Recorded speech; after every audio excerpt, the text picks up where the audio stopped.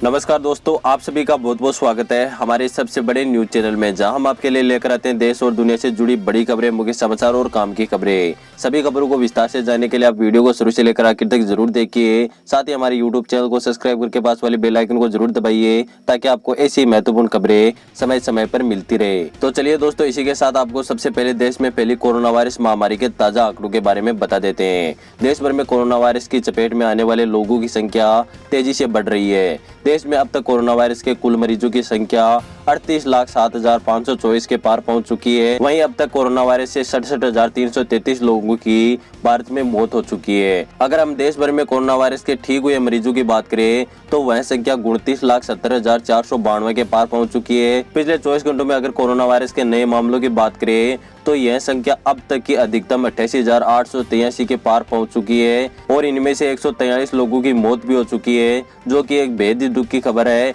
लेकिन इस बीच एक सुख की खबर यह भी है कि 29,70,492 मरीज ठीक होकर घर जा चुके हैं। इसी के साथ चलते हैं दोस्तों आज की पहली बड़ी खबर की तरफ है। भारत और चीन सीमा पर हालात तनावपूर्ण हो गए हैं। अमेरिका ने भी चीन को साफ साफ शब्दों में चेतावनी दी है। साथ ही भारतीय सेना भी चीन को करारा जवाब देने के लिए सीमा पर तैयार खड़ी है। Line of actual control LAC पर चीन की चालाकबाजी एक बार फिर से भारतीय सेना के जवानों के आगे नाकाम हो गई है। 4 दिन के अंदर चीन ने 3 बार घुसपैठ करने की कोशिश की है, लेकिन भारत के तेवर देख के चीनी सैनिकों को दबे पांव अपनी सीमा में वापस लौटना पड़ा है। इसी वजह से LAC की हालत तनावपूर्ण है। चीन की इस चालाकबाजी पर अमेरिका ने भी सख्त रुख अपनाया है। अमेरिका के विदेश मंत्रालय ने कहा कि हम इनकी गहनता से निगरानी कर रहे हैं और शांतिपूर्वक समाधान की उम्मीद करते हैं। जैसे कि कई अवसरों पर अमेरिका के विदेश मंत्री ने कहा है कि बीजिंग में अपने पड़ोसियों और बाकी देशों से लगातार बहुत ही आक्रामक तरीके से उलझने की कोशिश चीन कर रहा है, जो कि सरासर तौर पर गलत है। इसके साथ ही 4 सितंबर को चीन सेना के जवानों ने अपने चेपुजी कैंप से आगे बढ़ना चाहते थे,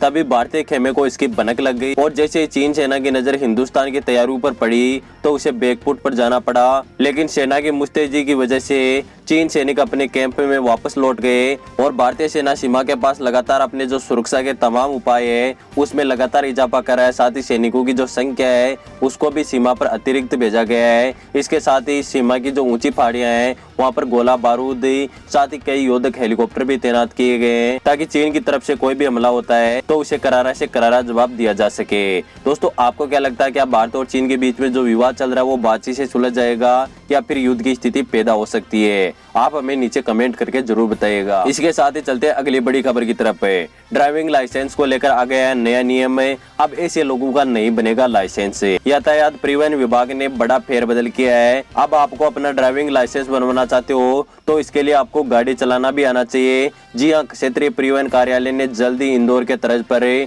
automated driving licence test centre बनेगा, जिससे कि उन लोगों का ड्राइविंग लाइसेंस नहीं बन सकेगा जिन्हें गाड़ी चलाना नहीं आता है। अभी तक जो लोग दलाल के माध्यम से लाइसेंस बनवाने पहुंचते थे उसे गाड़ी चलाकर दिखाने की कोई जरूरत नहीं होती थी, लेकिन अब ऐसा नहीं होगा। अब जिस व्यक्ति को गाड़ी चलाना आएगा उसे ही ड्राइविंग लाइसेंस दिया जाएगा। इसी के साथ ही चलते हैं अगली बड़ी खबर की तरफ है। WHO ने दी गंभीर चेतावनी। अगर आप N95 मास्क का इस्तेमाल करते हो तो आपकी कोरोना से बचने के उपाय शून्य के बराबर हो जाते हैं। जी हाँ, N95 मास्क का इस्तेमाल धूल के कणों को रोकने के लिए किया जाता है, लेकिन कुछ लोग इसका इस्तेमाल कोरोना वायरस के लिए भी कर रहे हैं। लेकिन WHO ने गंभीर और स्पष्ट शब्दों में चेतावनी दी है कि अगर आप N95 मास्क का इस्तेमाल करते हो तो इससे आपका कोरोना का बचाव बिल्कुल भी नहीं होता है। तो दोस्तों, आप भी यदि N95 मास्क का इस्तेमाल करते हो कोरोना से बचने के लिए तो आपको दूसरे मास्क का इस्तेमाल करना चाहिए। इस मास्क का इस्तेमाल केवल धूल और माटी के कणों को बचाने के लिए किया जाता है। इसी के साथ ही चलते हैं अगली बड़ी खबर की तरफ है।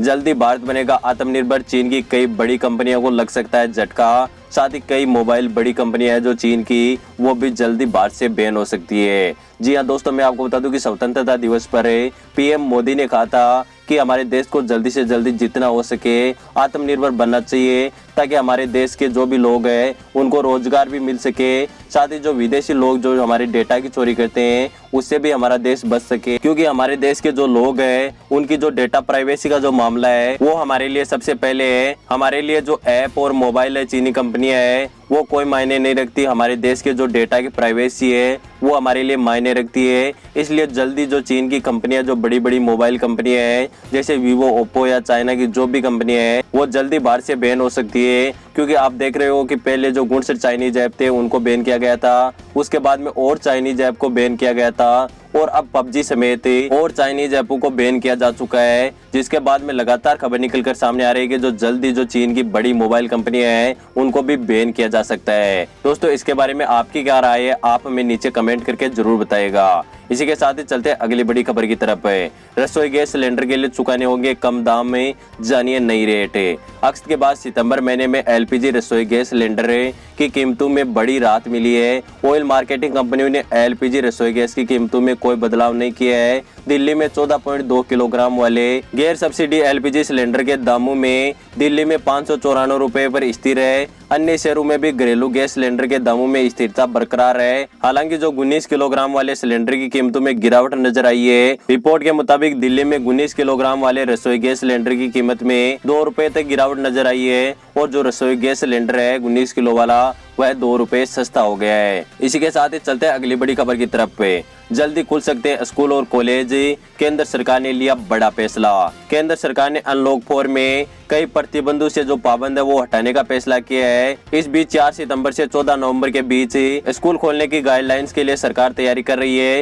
योजना पर सचिवों के समूह और हेल्थ मिनिस्टर हर्षवर्धन ने इस बारे में चर्चा हो चुकी है। बताया जा रहा है कि अंतिम गाइडलाइंस के दौरान इस बारे में जानकारी दी जाएगी। हालांकि अभी सरकार स्कूलें खोलने के फैसले पर विचार कर रही है, और सभी जो पेरेंट्स है उनकी राय एकत्रित करने के बाद में सरकार स्कूल खोलने का फैसला है वह करेगी। अभी सरकार बच्चों के माता पिता से राय मांग रही है कि आपका क्या कहना है, अगर कोरोना काल में स्कूल खोले जाए तो आप बच्चों को भेजना चाहते हो या नहीं भेजना चाहते, या आप कोरोना का जब तक किसी भी राज्य में 21 दिन तक एक भी मरीज नहीं आए तब अगर आप अपने बच्चों को भेजना चाहते हो तो आप हमें ऑनलाइन अपनी राय पहुंचा सकते हो। इसके बाद में जो केंद्र सरकार है वो स्कूल खोलने के फैसले पर विचार करेगी। आपको क्या लगता है, इस समय स्कूल खोलना चाहिए या नहीं, आप हमें नीचे कमेंट करके जरूर बताएगा। इसी के साथ ही चलते हैं अगली बड़ी खबर की तरफ। जल्दी दिल्ली मेट्रो का परिचालन हो सकता है शुरू, दिल्ली शहर में रहने वाले लोगों के लिए खुशखबरी। सितंबर में दिल्ली एनसीआर में रहने वाले लोगों के लिए खुशखबरी नजर आ सकती है। सरकार सितंबर से मेट्रो परिचालन शुरू कर सकती है। अनलॉक 4 में सरकार मेट्रो चालू कर सकती है। हालांकि इसके लिए अभी सरकार कुछ दिशा निर्देश है वह तय कर रही है। इसी के साथ ही चलते हैं दोस्तों आज की अगली बड़ी खबर की तरफ।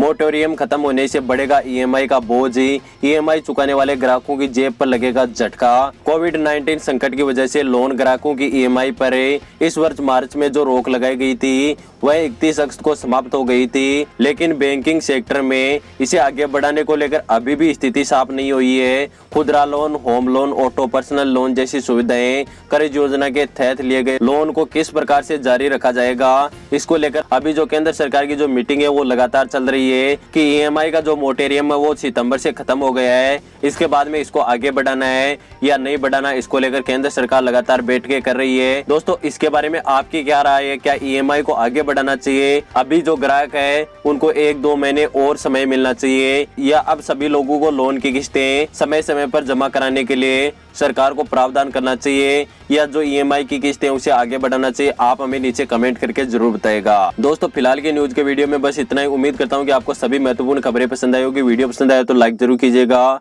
आगे भी ऐसी हमारी महत्वपूर्ण खबरें जानना चाहते हो तो अभी हमारे यूट्यूब चैनल को सब्सक्राइब करके पास वाले बेल आइकन को जरूर दबाइए। मैं मिलता हूं आपको किसी नेक्स्ट न्यूज वीडियो में, तब तक